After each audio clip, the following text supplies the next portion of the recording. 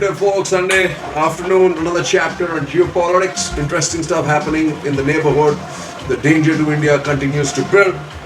Here's CEO Dev Bhaskar, a little bit of wrap up on Afghanistan, which I spoke about yesterday. The Delhi Declaration and its challenges. What does it say? In an ironic twist of events, if the Delhi dialogue brought 8 nations together in voting their concerns about terrorism, the Taliban itself has been targeted in an even more virulent and bloodthirsty terror group, the Islamic State Khorasan, in recent weeks. The probability that this jihadi fervor will catalyze the increasingly disaffected and unemployed younger Afghan demography and spill outwards beyond Afghanistan's borders cannot be ruled out, and within Afghanistan and for the Taliban. The most critical challenge for Afghanistan is the visible inability of the Taliban to provide effective governance and manage the stark humanitarian crisis, and especially if they have a partner which itself can't manage itself, that is Pakistan. Food and medical are urgently required, and even as regional dialogue continues, the most vulnerable Afghan citizens are reeling in deprivation.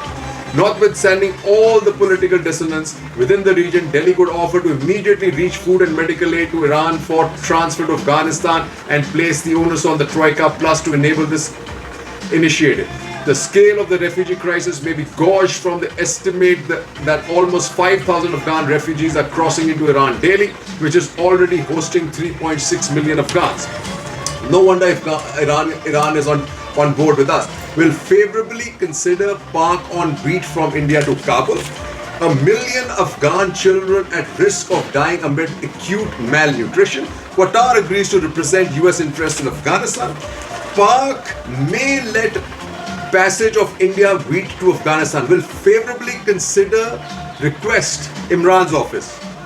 Already fulfilled Delhi meet demand, says Taliban. Now here's an interesting thing. This is a statement being made by a pauper state like Pakistan, which is holding Muslims of another country ransom, folks. Understand this. On one side you have China, which is hammering down on its Uyghurs, another Muslim country, being supported by Pakistan, which is also now involved in my thought process a genocide if it's not going to allow those 50,000 tons to Afghanistan. A Muslim country responsible for the death of millions of Muslims in Afghanistan, and all it can bleat about is, of course, we are shooting ourselves in the feet by discriminating and running this campaign against minorities in India. But this has got to be the biggest contradiction in foreign policy for Pakistan. Just impossible. Just impossible. We've got to be a bunch of dimwits, I think. That Mohammad Qureshi, lesser said about the foreign minister, the better. Afghan crisis in focus as NSAs of Russia, Iran meet. Moscow, Tehran discuss regional approach to addressing crisis. Now, this is important. Now, you can see why Iran is getting all antsy. 3 dead as bomb targets mosques in Afghan province. And this is important. ISI backing small Afghani jihadi outfits to hinder Taliban. Now, this is a new spin. Watch out the Taliban, right? Opening for India. Pakistan, written by Indrani Bagchi, and I read this in Foreign Policy also. Pakistan's ISI is sponsoring and putting together an alliance of smaller jihadi groups in Afghanistan, distinct from the Taliban and the ISKP, according to a new report. These new jihadists are distinguished by their even more extreme ideology and apparently undermine the Taliban. A new report in FP says the Islamic Initiative Alliance has been funded by the ISI and was created in 2020 and has been on the radar of US intelligence for over a year. At the time, the idea was to ensure the Taliban's victory, but now this alliance is apparently being used to undermine the Taliban. The anxiety levels in the region are rising, with participating nations unanimously describing the past 20 years as a failure. And 20 months, and the last few months, there was a consensus that Taliban would have to gain internal legitimacy first before external recognition, said a participant. It's unlikely that would happen peacefully. There is an expectation of a power struggle between the Doha group led by Mullah Bada and the more extreme Haqqani group, one perceived to be close to the US and the other considered to be close to Pakistan. Fun and game, folks. Fun and games. So the other big event was the anointment of Xi as a king. That's actually extremely dangerous because now anybody who thinks who had any other thoughts should be crystal clear with all the salami slicing, the aggression on all the fronts, that she is nothing, she and Mao are nothing but two sides of the same coin. Mao came to 62, blamed it all on Nehru, but it was all about him teaching India a lesson. She is about to do the same. But here's what it is. Key CPC conclave next week set to endorse unprecedented third term for President Xi. To steer China's future, Xi is rewriting its past. As Chris Buckley says, the resolution will present the party's 100-year history as a story of heroic sacrifice and success, articles in party media indicates. Traumatic times like famine and purges will fall further into a soft focus background, acknowledged but not elaborated. Okay. Xi consolidates total authority. A new resolution indicates that Xi will play a key role in China's future. This will have costs. Watch out the world. This is important. While Xi has resolutely consolidated power over his 2 terms, he has also pushed modern China into uncharted territory. Till his elevation in 2012, smooth transition of power was touted as an achievement of the CPC, but having totally disrupted the succession line and erased the term limit of the Chinese presidency, Xi has dented collective leadership. It's a dangerous gamble. On the outside, China seems stronger than ever before, asserting itself in border, maritime, foreign policy disputes and rapidly building up its military strength to achieve its 2049 goal of becoming a powerful nation equal or greater than the US. However, history rarely moves in a straight line. And with the avenues of expressing alternative opinions in China practically nil today, Xi's position demands he cannot be seen to be making mistakes. Watch out India, he will never back down. This gives Xi no slack, which explains why China continues to stick to a zero COVID strategy with ultra strict lockdowns despite most of the world having abandoned this course. Nor can Xi be seen to be singled by crises such as Evergrande.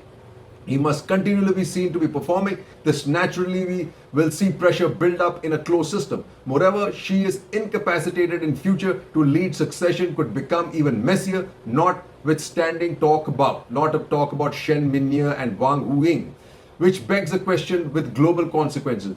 Is CPC's new version of history even more worrisome for the world than the old one? It certainly is. And as Gautam Bambawale writes, will history say Xi Hazoo? He says, Akhand China, the territorial reunification of Middle Kingdom will be a goal for Xi. Mao contributed to this by unifying the country under communist leadership and by ensuring that Xinjiang and Tibet were firmly brought under Beijing's control. Deng Xiaoping ensured reunification of Hong Kong and Macau with the mainland. The only way Xi can be equated with these two leaders will be if he reunifies Taiwan with the People's Republic and takes the 5 fingers into real consideration. That means Arunachal, Sikkim and Ladakh. So we better be careful. Hence, as Xi's power grows within China, the probability of offensive action against Taiwan's rise, so too does probability of a move against India. Be warned. CCP stamps Xi leader indefinitely of Mao stature. China warns US, like I said, China warns US on Taiwan ahead of Xi-Biden meeting. Don't read too much into the Xi-Biden meeting thinking that maybe Biden is now, coming on board with Xi. He's not, right? China building troops along LAC and Himachal district, police report. So they are all over the place, right? They're all over the place. They're sending us a message and we are delusional if we think otherwise. We are delusional. China eyes BRI rebrand to rival US plan. They're worried. They're worried and they're worried. China reality dives as Kaisa pleads for help. Not only Kaisa, then in the US, like I said, the squeeze is on. Whether Biden talks or not, the squeeze is on. Chinese man in US convicted for stealing aviation trade secrets. Pentagon flags China's dual-use village in Arunachal. China's taking tactical action to press claims along LAC, says Pentagon. China law makes LAC talk tougher. This is the important part to remember. Official village under China's adverse occupation since 1959 can't do much. This is the stupidity of people like the CDC. They don't know what they've got. And that's why we're playing into their hands. So continuing, this is the problem India has. India downplays construction of village by China, right? Then Indrani Bakshi rightly writes, and as I've said, it's already been said earlier, new China law has made LAC negotiations tougher. India really needs to take a tough stand here, and whenever we are in advantage, we need to ingress, just like in the commando style, right? China hardened positions on LAC route. LAC village built in area held by PLA for 60 years, says official. And this is what you call backsliding, weakness. I don't know what happens to our guts and glory sometimes. Then somebody has won't accept Chinese illegal occupation, says MEA.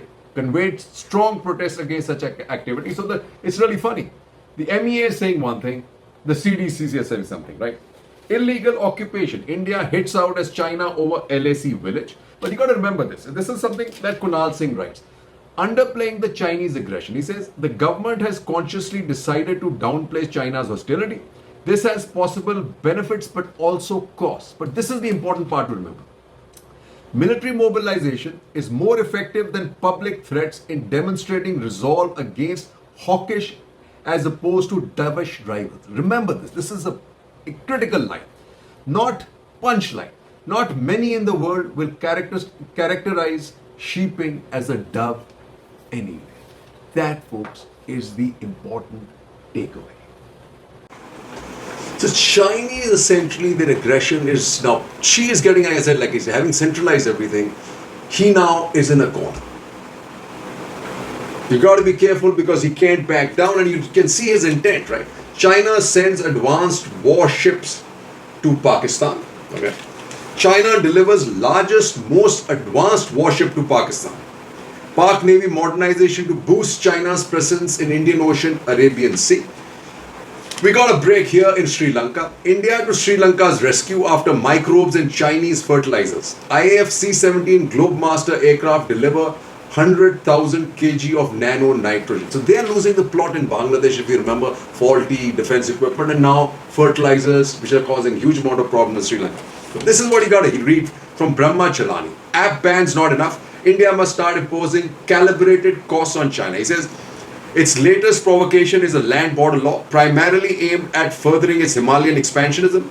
Instead of mutually settled borders, it enables unilaterally imposed borders. Furthermore, the law's assertions of absolute sovereignty over cross-border water means that China has declared right to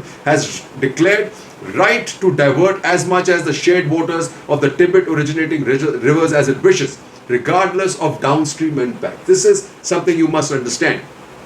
Yet Prime Minister Narendra Modi's government still employs euphemisms to describe China's 19-month-long aggression, unilateral change of status quo for land grabs, friction points for seized areas, and full restoration of peace and tranquility for rollback of intrusion. So this is the reality, folks. We are backing down. We got to stand up again. By refraining from imposing substantive costs, India has allowed the military confrontation to remain a low-risk strategy for China. The multiple standoffs help China to keep India off balance and stretch. Rather than India, it is China that's imposing costs, including forcing the diversion of greater Indian resources for frontier defenses. Meanwhile, India's dual blunder in vacating the strategic Kailash Heights and accepting Chinese-designed buffer zones in 3 Ladakh areas has further emboldened Beijing, which peremptorily dismissed India's call for a return to the pre-April 2020 positions as unreasonable and unrealistic. I am not sure what Jaishankar told us. Why we moved out of Kailash Hills is a story in itself. China's challenge to its territorial integrity must prompt India to finally honor then Foreign Minister Sushma Swaraj's 2014 promise to link its One China policy to Beijing's adoption of One India policy. Geopolitically, Taiwan should be to India what Pakistan is to China. If China swallows Taiwan, it will advance its hegemonic ambitions and become a more pressing military threat to India. Indian policy ought to subtly shift from a one China stance to a one China, one Taiwan, one Tibet posture in practical but undeclared terms. Important.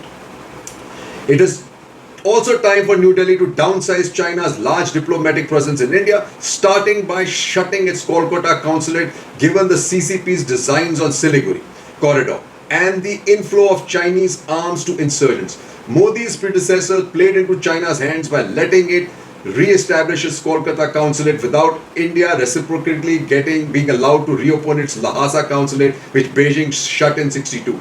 The CCP is seeking to wear India out in order to impose a territorial and military fait accompli. And let's be worried about that, folks. Whatever be our domestic politics, nationalism, it's not Pakistan that's a threat. It is China. Till you nail China, Pakistan will always continue to be a threat. Till you nail China, Pakistan will always continue to be a threat. Jai Hind.